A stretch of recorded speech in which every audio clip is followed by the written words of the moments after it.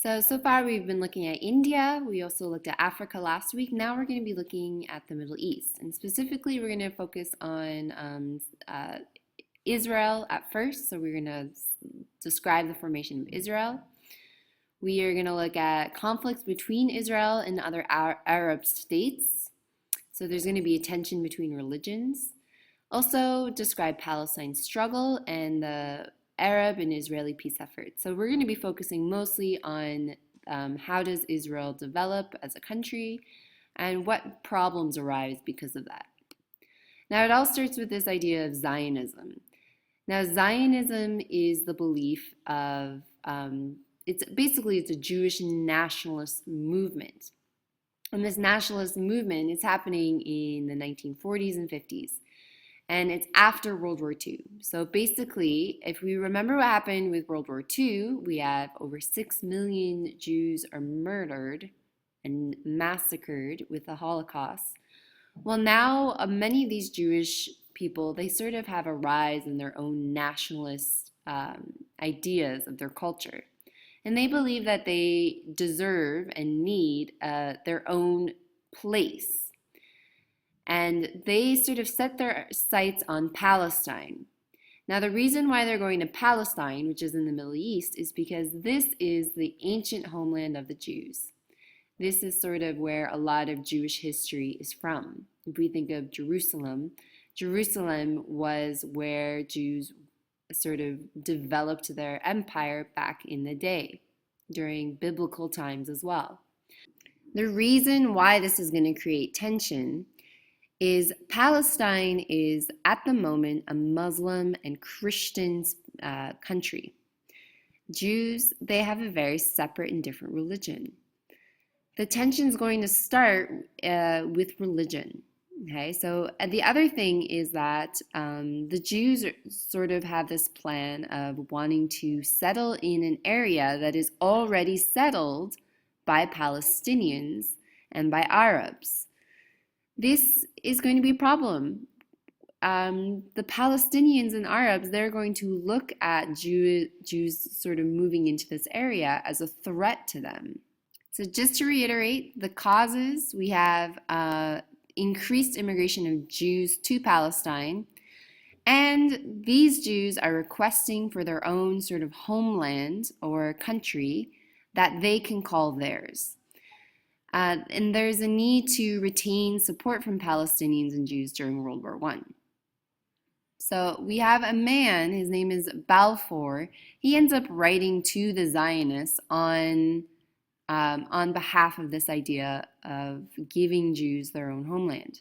Now, he believes that Jews should have their own sort of homeland in Palestine. But he also sort of discusses the importance of keeping the people who are living there already, Palestinians and Arabs, happy. So here we have the letter that he has written to the Zionists. Now, your first question is, I would like you to discuss, how do you think the Zionists would react to a letter like this? Do you think that they would agree? Do you think that they sort of believe that they earned the rights of the state? Discuss how would Zionists react to this specific letter by Balfour. Now, some of the effects of this letter is we don't really have a resolution. So while there's a lot of discussion on whether Jews should be getting their own land in Palestine, no, people are divided on the issue. So what ends up happening is we have the UN getting involved, so the United Nations. And there's sort of going to be a vote on what should happen with Jews in Palestine. Here is a plan for the partition. So as you can see, we have the Gaza Strip. This is right here. All the turquoise area, this would be what the Jews would sort of take ownership of. All the orange area, that would be what is left for the Arabs. Now, if you take notice, do you think which is bigger? Do you think the Jews would be getting a larger portion of Palestine, or do you think the Arabs have been? The last question for this section is, what area is going to be no one's? What is this white area right here? So the UN ended up taking it to a vote. And we end up having an independent Israeli state created, Israel. There is a call for the partition of Palestine. And the reason why many European countries and America, why they were sympathetic to Jews is because of the Holocaust. So this is immediately after World War II. A lot of people in the world sort of are trying to show ways in which to gain forgiveness for what happened to Jews during the Holocaust. So that is why they support the idea of a Jewish homeland in Palestine. But all the Arab and Muslim countries, a part of the UN, they're voting against this. They are outnumbered and Israel is created. The effects of this is a full-scale war between Israel and Arab. And this is a war that still breaks out from time to time to this day. As soon as Israel sort of gains their independence in Palestine, we have a number of countries around Palestine also sort of declaring war against Israel. That would be Egypt, Iraq, Jordan, Lebanon, Saudi Arabia, and Syria. All of these are Muslim countries. So many of these countries that sort of join in, we see Egypt, they end up taking the Gaza Strip. That is this area right here. We also have Jordan ends up taking the West Bank. That's over here, okay? So all these countries are sort of stepping in and annexing area that would have been part of Israel's new homeland. We also start to see Israel taking over land that was supposed to belong to Arabs. And many Palestinians, they end up sort of getting kicked out of what is now Israeli land, and they end up starting to live in refugee camps. We have a second sort of outbreak with the war in 1956, and this has to do with the Suez Canal. Now, the Suez Canal is located here on the map, okay? Now, the Suez Canal is quite an important area. It's connecting the Mediterranean Sea with the Red Sea, and it's an important area for trade. So at this time, the British are in charge of the Suez Canal, and the Egyptians, they want to take control of it. What ends up happening is we actually have Israel getting involved. They march to the Suez Canal, and they're able to overtake it. While Israel, France, and Britain are able to sort of take back the Suez Canal, some of the effects is that basically the rest of the world is saying, well, this actually probably does belong to Egypt. And so they end up withdrawing from the Suez Canal as well. Not long after, in 1967, we have a Six-Day War. And again, we have the Arabs equipped with weapons from the Soviet Union are off to sort of attack Israel. The causes are we have increased tension between Israel and Arab states again. We have the Soviets are backing the Arabs. And they are sort of feeling more confident with the fact that they have help from the Soviet Union. The effects is we have huge Arab losses. So what ends up happening is Israel actually wins sort of this battle. Israel only losing 800 people, while Arabs losing up to 15,000 people. We also have Israel end up taking over the old city of Jerusalem. So up until this point, Jerusalem was a neutral ground between Arabs and Israelis. Well, now Israel has taken that. They also take back the West Bank, Sinai Peninsula, and the Golden Heights. So in the end, we have Israel taking back a lot of land. Here is the Sinai Peninsula, the Western Banks, and Golan Heights. So they're sort of expanding their rule in this area. About 6 years later, we have another attack.